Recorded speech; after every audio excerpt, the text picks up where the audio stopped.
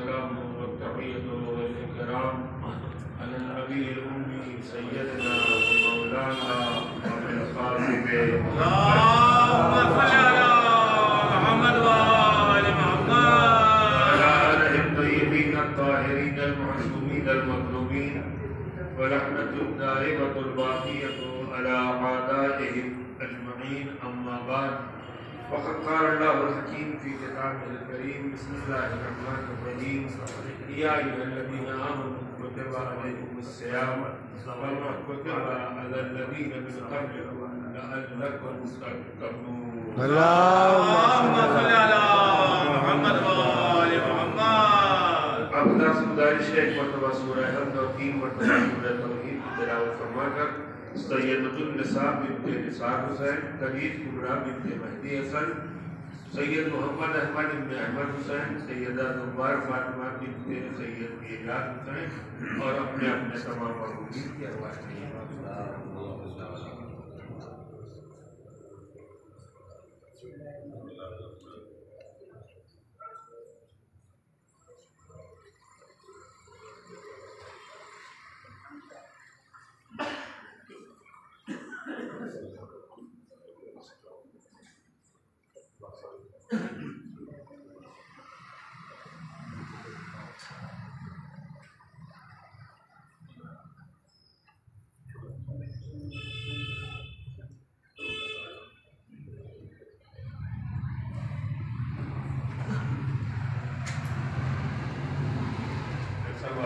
اللهم صل على محمد وآل محمد. حضرت محترم، ماہ رمضان قیامت آمد ہے اور یہ وہ مہینہ ہے جس کے واسطے سرکار دو عالم نے اس ماہ شعبان کے آخری دنوں میں اپنے خطبے میں اس کی فضیلت کو بیان کیا ہے. ارشاد مسجد ہوتا ہے: اے لوگوں، میں تمہیں ایک ایسے مہینے کی خبر دے رہا ہوں جس کا دن سال کے تمام ایام سے بہتر ہے، جس کی راتیں سال کی تمام راتوں سے بہتر ہے. یہ وہ مہینہ ہے جس میں اللہ نے جنت کے دروازے کو کھول دیا اور جہنم کے دروازوں کو بند کر دیا. یہ وہ مہینہ ہے جو عبادتوں کا مہینہ ہے، توبہ اور استغفار کا مہینہ ہے. بندہ اللہ کا مہمان بن جاتا ہے اور ہمارا میزبان ذات پروردگار ہوتا ہے. اب اس کے بعد سرکار دو عالم نے اس مہینے کے فضائل و مناقب کو بیان کرتے ہوئے ارشاد فرمایا کہ اس مہینے کی فضیلت کا اگر اندازہ لگانا چاہتے ہو تو ذرا ہی سمجھ لو کہ ہر مہینے میں جتنی دیر تم عبادتیں کرتے ہو اس کا ثواب ملتا ہے. لیکن یہ ماہ رمضان کی فضیلت ہے کہ اگر ایک بندہ عبادت کرتے کرتے تھک کر سو جاتا ہے تو اللہ اس بندے کے سو جانے کو بھی عبادت کرا دیتا ہے. لہذا اپنے کو ماہ رمضان کی عبادتوں کے واسطے آمادہ اور تیار کرو. جو کام اب تک نہیں کیا تھا اس کے واسطے آمادگی اور تیاری کرو. حضرت محترم، یہ سرکار دو عالم کے خطبے سے کچھ باتیں میں نے آپ کے سامنے گزارش کیا. اب اس کے بعد ایک بات اور گزارش کرنا چاہتا ہوں، وہ یہ ہے کہ اگر ہمارے ہاں جب ماہ رمضان کی آمد کی تیاری ہوتی ہے تو عام حالات میں ہم اور آپ تو تیاری کرتے بھی نہیں ہیں. تیاری کا مرحلہ ہمارے گھر کی خواتین کرتی ہیں اور وہی ہمیں آمادہ اور تیار بھی کرتے ہیں. جو بھی تیاری کا تصور ان کے یہاں پایا جاتا ہے وہی تصور ہمارے اوپر بھی وہ لادا جاتا ہے، تھوپا جاتا ہے، ہمیں آمادہ اور تیار کیا جاتا ہے. آج ماہ رمضان کی 28 تاریخ ہو چکی ہے شعبان کی، کل درمیان میں ایک دن اچھا ہے، اس کے بعد انشاءاللہ پرسوں سے ماہ رمضان کا آغاز ہو جائے گا۔ ہم سب جتنے افراد یہاں بیٹھے ہیں سب کے سب مرد ہیں یا خواتین کا بظاہر کوئی گزر نہیں، کچھ لوگوں کے اوپر پڑ چکی ہے، کچھ لوگوں کے اوپر آج یا کل پڑھنے والی۔ گھر کی خواتین ہم سے اور آپ سے مطالبہ کرتی ہیں، ماہ رمضان آ رہا، سنا آپ نے ماہ رمضان آ رہا ہے، اور آدمی کہتا ہاں بتا رہا کچھ دن کے بعد شروع ہو جائے، تو کچھ تیاری کیا یا نہیں کیا؟ کہ کیا تیاری کرنا ہے؟ آپ کو پتہ لگانا چاہیے کہ گھر کے باورچی خانے میں سامان کیا ہے اور کیا نہیں ہے۔ اور اب سال بھر میں ایسا تو نہیں ہوتا کہ سال کے 11 مہینے کو فاقہ ہوتا ہے خالی ماہ رمضان میں، نہیں، آمادہ کیا جاتا ہے کہ سال کے 11 مہینے ایک طرف ہے اور ماہ رمضان ایک طرف ہے۔ کیا کہنا؟ اب ایک آدمی نے کہا بھائی ماہ رمضان تو آ رہا، آپ نے فرمایا ہے، لہذا تیاری ہمیں کیا کرنا ہے؟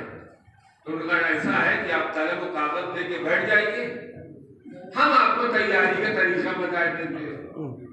ہم نے اطاعت کرتے ہوئے قلم و کاغذ لے کر کے بیٹھ گیا، ہم نے کہا بتائیے، کہنے آٹا اتنا، تیل اتنا، چاول اتنا، مٹر اتنی، بیسن اتنا، پھلکی اتنی، اور ایک لمبی فہرست ہمارے اور آپ کے حوالے کر دی گئی۔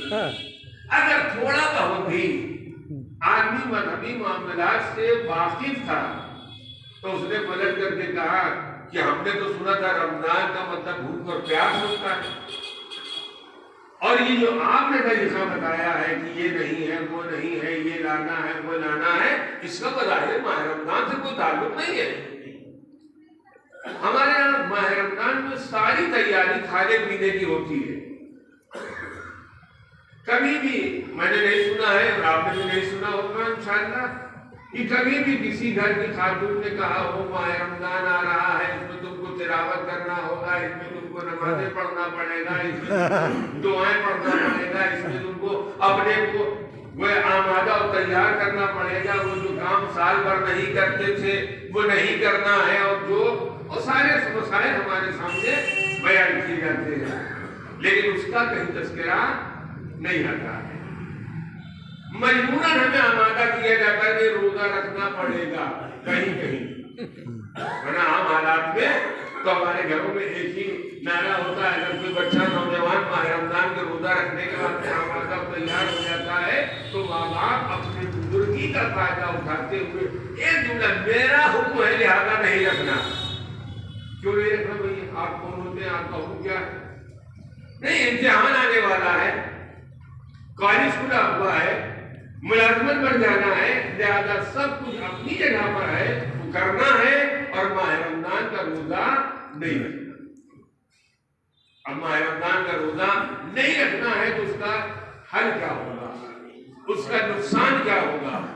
ویسے ایک دن پہلے آپ کے سامنے گزارش کی تھی نا، میں سال بھر میں کبھی نہ کبھی موقع ملتا ہے تو گزارش کرتا رہتا ہوں، کیونکہ آج ایک دن اور بچ گیا ہے ابھی ماہ رمضان کے آنے میں۔ روایت معصومین علیہ السلام میں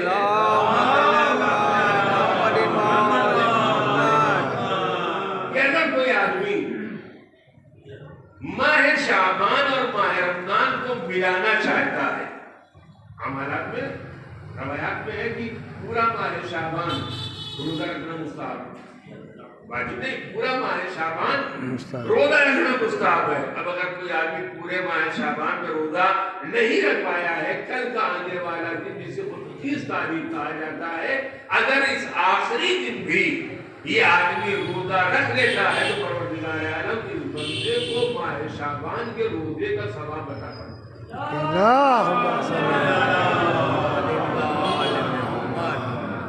لہذا روزہ ہمارے اوپر واجب ہے۔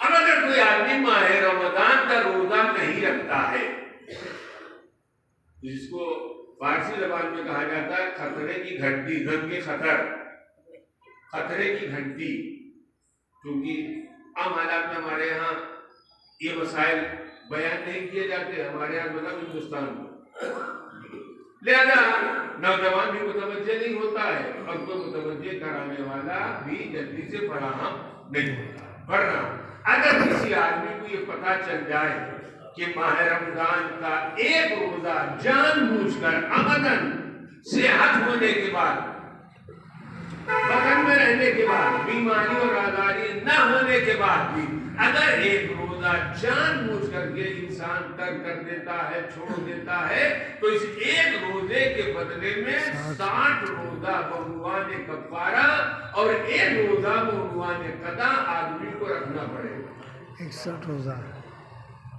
کتنا ہو گیا؟ 61 مہینہ ایک دن، 2 مہینہ ہے، 2 مہینہ 1 دن، یہ کئی دن کا ہے؟ 30 دن کا۔ یہ 1 دن کا ہے۔ اب اسی کو آپ آگے بڑھا دیجیے۔ خدا نخواستہ اگر کوئی آدمی پورے مہینے نہ رکھے،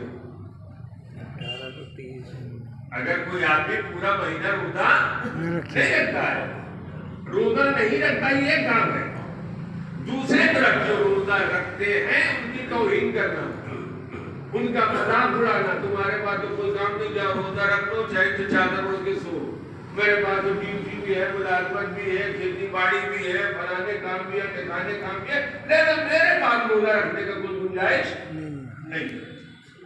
ایک دن کے بدلے میں 61 دن اور 30 دن کے بدلے میں 1830 1830۔ ابھی عدد میں تو گنجائش ہے، اب اس 1830 دن کو آپ مہینوں میں لے آئیے۔ 1830 دن کو ابھی ایک دن میں بتایا، 2 مہینہ 1 دن، تو 30 دن میں ارے باپ رے باپ، جوڑتے رہیے اطمینان پر، اور جب اس حساب سے کتاب کی عظمت کا اندازہ ہو جائے گا تو پھر رات بھر آدمی کو نیند نہیں آئے گی، پھر رات بھر آدمی بستر میں سوئے گا نہیں۔ اگر یہی اللہ نے کہا ہوتا کہ ایک روزے کے بدلے میں 61 روزہ رکھنا ہے، تمہیں جب موقع ملے گا رکھ لینا، تب بھی غنیمت تھا، تب بھی غنیمت تھا کہ چلو روز ہو کر کے کسی نہ کسی طریقے سے روزہ رکھ لیا جائے گا۔ لیکن یہ 61 روزوں میں قید یہ ہے کہ 30 روزہ مسلسل رکھنا ہوگا۔ یہ بھی قید ہے، مسلسل کا مطلب کیا ہوا؟ لگاتار ایک ساتھ، یعنی ہاں جو لوگ والی بال کھیلتے رہے ہوئے، ہم کو دلچسپی نہیں ہو، وہاں سروس کانٹینیو لفظ استعمال ہوتا ہے، وہاں پر کہا جاتا ہے سروس کانٹینیو، یعنی 30 روزہ تو آپ کو بہرحال رکھنا ہی رکھنا ہے۔ اور اگر کہیں خدا نخواستہ 25 دن روزہ رکھا، 27 دن روزہ رکھا، 28 دن روزہ رکھا اور درمیان میں بیمار ہو گئے، یعنی درمیان میں مسافر بھی گھر آئے، کہیں جانا پڑ گیا، کوئی خدا نخواستہ مر گیا، کوئی اور کام پڑ گیا، چلے گئے، یہ 28 دن جو روزہ رکھا تھا یہ سب کے سب تمام ہو گیا، اس کی کوئی حیثیت نہیں ہے، یہ سب کے سب مائنس ہو گیا۔ اب جب دوبارہ پلٹ کر کے آئیے گا تو دوبارہ اثر نو 1 سے پھر گنتی شروع کیجیے۔ وہی حال ہے جو بچپنے میں جب بچے آپس میں کھیلا کرتے تھے اور جب ہارنے لگتے تھے تو فوراً اس کو مٹا دیتے تھے، پھر سے شروع ہوگا۔ اب یہ ہم ہار رہے لہذا اس کو نہیں مانیں گے، نعوذ باللہ نے بھی ہمیں اور آپ کو، اللہ کو یہ اچھا نہیں لگتا کہ اپنے بندوں کو تکلیف دے، لیکن اللہ کو یہ بھی اچھا نہیں لگتا کہ تم ہم کو خدا بھی مانو اور ہماری باتوں پر عمل بھی نہ کرو۔ اگر ہمیں خدا مانا ہے، ہماری اطاعت کر رہے ہو، ہماری بندگی کر رہے ہو، ہمارے سامنے اپنی پیشانی کو جھکانے کے واسطے آمادہ و تیار ہو، تو ہم نے تم سے کیا مانگا ہے؟ تنہا اتنا ہی تو مانگا ہے کہ 30 دن کا روزہ رکھو۔ کیوں روزہ رکھا جائے؟ سوال پیدا ہوتا ہے، کیا پھر اللہ کو کیا سوچی کہ ہم کو بھوکا پیاسا مار دیا؟ نہیں، اللہ کو بھوکا پیاسا مارنے پر کوئی فائدہ حاصل نہیں ہوگا، لیکن اللہ اس ماہ رمضان کے طفیل میں ہمیں اور آپ کو یہ بتانا چاہتا ہے کہ اگر ہم نے تم کو مال دیا ہے، دولت دیا ہے، کھانے پینے کا ساز و سامان تمہارے حوالے کیا ہے، تو ایک لمحہ پلٹ کر کے ان غریبوں اور ناداروں کی طرف دیکھو جن میں ایک مرتبہ چولہا جلانے کا موقع ملتا ہے، اس کے بعد چولہا جلانے کا موقع نہیں ملتا ہے، جن میں ایک مرتبہ کھانے کا موقع ملتا ہے، دوبارہ کھانے کا موقع نہیں ملتا ہے، تو تمہیں ان کی غربت کا بھی احساس ہونا چاہیے، تم کو ان کی اخلاق کا بھی احساس ہونا چاہیے۔ اسی لیے ہم نے تمہارے اوپر روزہ واجب قرار دیا تاکہ دوسروں لوگوں کی بھوک اور پیاس کا اندازہ کیا جا سکے. ایک صلوات بھی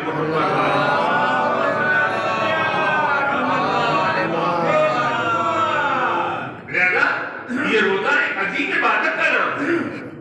ہمیں آمادہ ہونا چاہیے, ہمیں تیار ہونا چاہیے. ہمیں اس روزے میں عبادت کرنے کے واسطے اس ماہ رمضان میں پروردگار عالم نے جب ماہ رمضان کی فضیلت بیان کیا, شہر رمضان الذی انزل فیہ القرآن, یہ ماہ رمضان وہ مہینہ ہے جس میں ہم نے قرآن کو نازل کیا ہے. ورنہ تنہا اس ماہ رمضان میں یا ماہ رمضان میں تنہا قرآن نازل نہیں ہوا ہے, بلکہ اللہ کی چاروں آسمانی کتابیں, چاہے توریت ہو, چاہے زبور ہو, چاہے انجیل ہو اور چاہے قرآن ہو, پروردگار نے ان چاروں کتابوں کو اس ماہ رمضان میں نازل کیا. اب ماہ رمضان میں نازل کرنے کے بعد ہم سے کیا کہا؟ تلاوت قرآن کرو, توبہ کرو, استغفار کرو, اللہ کی بارگاہ میں التماس کرو پروردگار جو اعمال سال بھر انجام نہیں دے پائے ہیں, آج ماہ رمضان میں انجام دینے کے واسطے آمادہ تیار ہے. میرے خدا تو ہماری ان عبادتوں کو قبول کر. آمین الہی آمین. ماہ رمضان توبہ کا مہینہ ہے, ماہ رمضان استغفار کا مہینہ ہے, ماہ رمضان ٹائم پاس کا مہینہ نہیں ہے کہ چلو اچھا ہوا ماہ رمضان میں چھٹی بھی مل گئی ہے مدرسوں میں, لہذا چل کر گھر میں جا کر کے آرام سے سویا جائے, شام کو سونے کا موقع نہیں. اس ماہ رمضان میں اللہ نے ماہ رمضان کا قرآن نازل کیا تو اللہ نے ہمیں اور آپ کو تلاوت قرآن کے واسطے آمادہ کیا. اگر کوئی آدمی ماہ رمضان میں ایک آیت کی بھی تلاوت کرتا ہے تو پروردگار عالم اس کو اجر عظیم عطا کرتا ہے. یہ نہیں کہ ایک آیت پڑھ لیا زیادہ, ایک آیت کا ثواب مل گیا, 2 آیتیں پڑھ لیا 2 آیتوں کا ثواب مل گیا, 4 آیتیں پڑھ لیا 4 آیتوں کا ثواب مل گیا. نہیں, جتنا زیادہ تلاوت قرآن کرتا جائے گا پروردگار عالم اپنے خزانہ قدرت سے اسے اجر عظیم عطا کرتا جائے گا. کیا کہنا, سبحان اللہ. ہمارے یہاں ماہ رمضان میں اور ماہ رمضان کے علاوہ تلاوت قرآن کا کوئی سسٹم ابھی نہیں جاری نہیں ہوا. پہلے زمانے میں جو ہم سے ہماری عمر کے یا ہم سے بڑے افراد کے قادری کی مسجد سے وابستہ ہیں, مجھے پتا ہے کہ ماہ رمضان میں نماز صبح کے بعد باقاعدہ اس شہر میں لوگ گولا بنا کر کے سب بیٹھا کرتے تھے اور ہر آدمی 2 آیت 4 آیت پڑھا کرتا تھا, اور اسی میں سب کی ہم سب کی اصلاح ہوا کرتی تھی. غلط پڑھ دیا تو انہوں نے ٹوک دیا, انہوں نے ٹوک دیا. نمازی ہوتے تھے یا دیگر ہمارے بزرگ علماء ہوتے تھے وہ ہمیں متوجہ کرتے, ہمیں بتاتے تھے یہ لفظ ایسے نہیں ہے, یہ لفظ ایسے ہے, یہ ایسے نہیں ویسے ہے, یہاں رکنا چاہیے, یہاں پڑھنا چاہیے, یہاں ٹھہرنا چاہیے. وہ سارے آداب اور خواب ہمارے ہاں ہوتے تھے. اب آج دھیرے دھیرے جس راستے پر ہم آگے بڑھ رہے ہیں اس راستے پر چلنے کا نتیجہ ابھی ہمارے سامنے آ چکا ہے. اب اس کے بعد کیا کیا ابھی دیکھنا پڑے گا اس کا اندازہ ہمیں نہیں. تلاوت قرآن کے ترک کرنے کا یا تلاوت قرآن کے چھوڑنے کا سب سے بڑا نتیجہ یہ ہوا کہ ہمارے یہاں مجالس سے پہلے جو تلاوت ہوا کرتی تھی, سوم کے مرحلے میں تلاوت قرآن ہے, 9ویں 10واں 20واں 40واں برسی تلاوت قرآن ہوتا تھا, ختم ہو گیا. اب کسی اس میں آپ کو نہیں ملتا ہے. اگر کسی نے تقریباً مسجد میں رکھا تھا, ڈبہ لا کے یہاں پر رکھ دیا تو جیسا رکھا تھا ویسے رکھا رہ گیا. کوئی اٹھانے والا نہیں ہے, کوئی تلاوت کرنے والا نہیں ہے, کوئی قرآن پڑھنے والا نہیں ہے.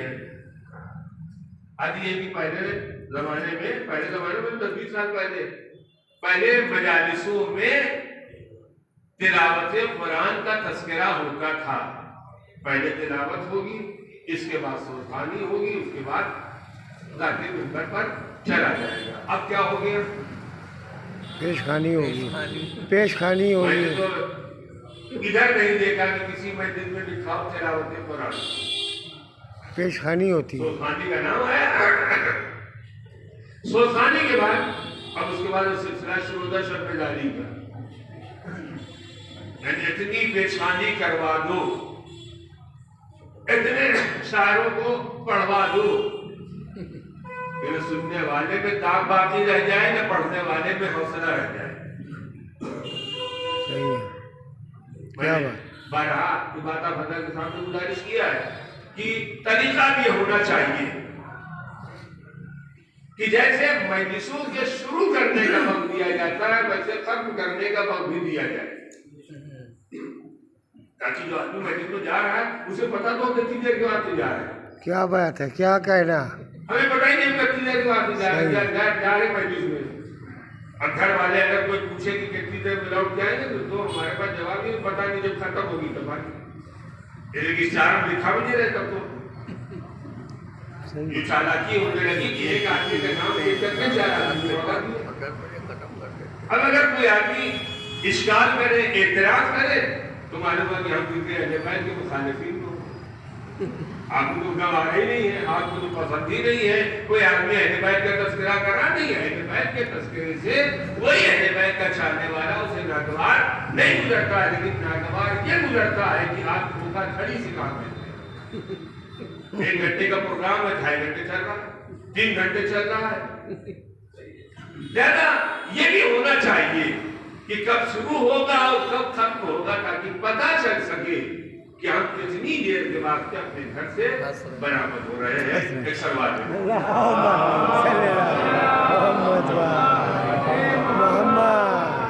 لہذا انشاءاللہ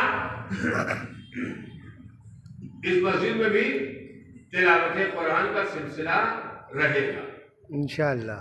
عام حالات میں جو ہمارے یہاں مسجد کا جو طریقہ ہے وہ طریقہ یہ ہے کہ نماز صبح اپنے اپنے وقت ہوتی ہے، اس کے بعد جو دعائیں ہوتی ہیں وہ ہوتی ہیں.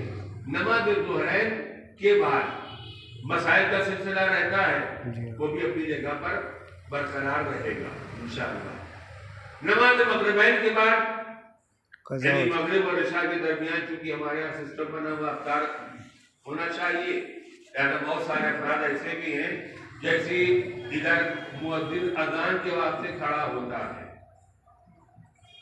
دوسروں کا مذاق اڑانا بڑی اچھی بات ہے اور جلدی سمجھ میں آ جاتا ہے. جب آپ برادران اہل سنت کا تذکرہ کریں تو آپ کو کیا کہتے ہیں؟ ان کا مؤذن جو ہے جیسے ایک ہاتھ میں ہاتھ اٹھاتا ہے دوسرے ہاتھ میں گھٹو رکھے رہتا ہے اور جیسے اتنا اللہ کا ویسے ہم سب سے کھا دیا. اگر یہ کام تنہا وہ کرتے ہوتے تو ہمیں مذاق اڑانے کا حق تھا، لیکن اگر وہی کام ہم خود ہی کر رہے ہیں. ہم بھی جو ہے دن بھر 12 گھنٹہ 13 گھنٹہ انتظار کرنے کے بعد 7-8 منٹ برداشت نہ ہوا تو ان میں اور ہم میں فرق جا رہا. روایات میں ہے بہتر یہ ہے کہ انسان نماز مغرب ادا کرنے کے بعد افطار کرے. سبحان اللہ. کیا کہنا. لیکن ہم بہت بھوک لگی ہے اور بہت پیاس لگی اور آج بہت کھل رہا تھا، ایسے الفاظ کا استعمال کرنا روزے کی شان میں گستاخی ہے. صحیح. بے شک. کسی نے آپ کو روکا تھوڑی نا، کوئی ہاتھ پکڑے ہوئے تھا آپ کا کہ نہیں پانی ہے نہیں پینے نہ دیں گے. یہی عبادت ایسی ہے جو اللہ کے واسطے ہوتی ہے، کوئی دیکھنے والا ہو یا نہ ہو. ارے آپ ہم اور آپ دن میں 12 گھنٹہ تھوڑے گھر میں رہتے ہیں، اور گھر میں رہنے کے بعد بھی کیا کوئی ہمارے پیچھے CCTV کیمرہ لگا نہیں، جدھر جدھر جائیں گے دیکھتے رہیں گے آپ کیا ہو رہا ہے. کبھی ماں باپ گھر میں ہے کبھی نہیں ہے، کبھی بھائی بہن ہے یا نہیں ہے. آپ کو جب موقع ملنا چاہے ملے آپ جب کھاتے نہیں، لیکن نہیں کھاتے. کیوں نہیں کھاتے؟ اس لیے نہیں کھاتے روزے سے ہے. لہذا اگر روزے سے ہے اور روزہ اللہ کے لیے رکھا جا رہا ہے تو پھر اللہ کے واسطے 5-7 منٹ اور تھوڑا برداشت کریے. یہ کھانے والا معاملہ نہیں کہ اور روزے کا سارا دار و مدار نیت کے اوپر ہے. جیسی نماز ظہرین میں مجلس کے بعد تبرک بٹا اور معلوم ہوا کہ گرم گرم بریانی ہے تو پہلا اعتراض تو مانٹے والے پر ہوتا ہے جن کو پتہ ہی نہیں ہے روزے میں گرم گرم بریانی ہے مگر روزہ کھل رہا ہے. جیسے ہی ہمارے ذہن میں شک و شبہ پیدا ہو گیا، ارادہ پیدا ہو گیا، روزہ خود بخود باطل ہو جاتا ہے۔ تو روزے میں کوئی توڑنے کی ضرورت نہیں ہے۔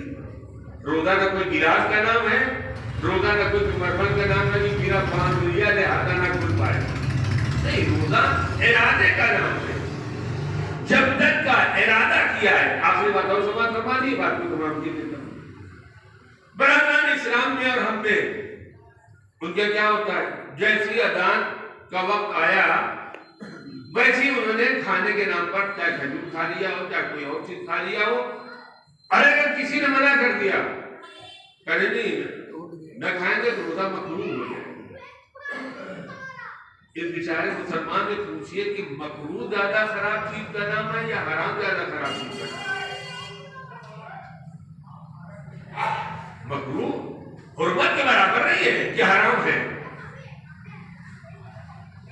لہذا اگر کہیں خدا نخواستہ بلکہ یقینی طور پر کہا جا سکتا ہے کہ برادران اسلام کے زیادہ تر روزہ جو ہے باطل ہوتا ہے، جیسے کہ ابھی غروب ہوئے ہی نہیں ہے، جس پر ان کی اذانیں ہوتی ہیں، کبھی آپ آسمان پر دیکھیے اور کوئی اونچی والی پتنگ اڑا رہا ہو تو باقاعدہ پتنگ کے اوپر جو ہے وہ سورج کی شعاعیں پڑتی دکھائی دیتا ہے، اور اس کا مطلب کیا ہوا؟ اس کا مطلب یہ ہوا کہ جو غروب متحقق نہیں ہوا ہے، اور غروب کے متحقق ہونے کے واسطے ہم کو چھت پر جانے کی ضرورت نہیں ہے۔ شریعت نے جو پیمانہ ہمارے اور آپ کے حوالے کیا ہے، جب مشرق کی سرخی ظاہر ہو جائے، ختم ہو جائے، تب روزہ کھانے کا وقت آئے گا۔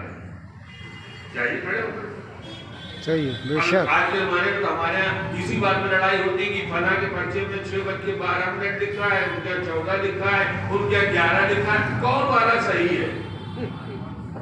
12 مانے کی، 11 مانے کی، 14 مانے، کوئی نہ مانے آپ، یہ بھی غلط ہو سکتا ہے، وہ بھی غلط ہو سکتا ہے، وہ بھی غلط ہو سکتا ہے۔ جو پیمانہ ہمارے حوالے کیا گیا ہے، یہ دیکھو تمہارے سر کی سرخی ظاہر ہوئی یا نہیں ہوئی، اگر ظاہر ہو جائے تو وقت آ جاتا ہے، اور نہیں ہوئی ہے تو وقت نہیں آتا ہے، لہذا اس پر کوئی بحث کرنے کی ضرورت نہیں۔ پڑھ لو، ختم ہوگی بات، بس۔ اللہ نے تو گھڑی تو آج پیدا ہو گئی ہے، 100-200 سال پہلے کون سی گھڑی تھی؟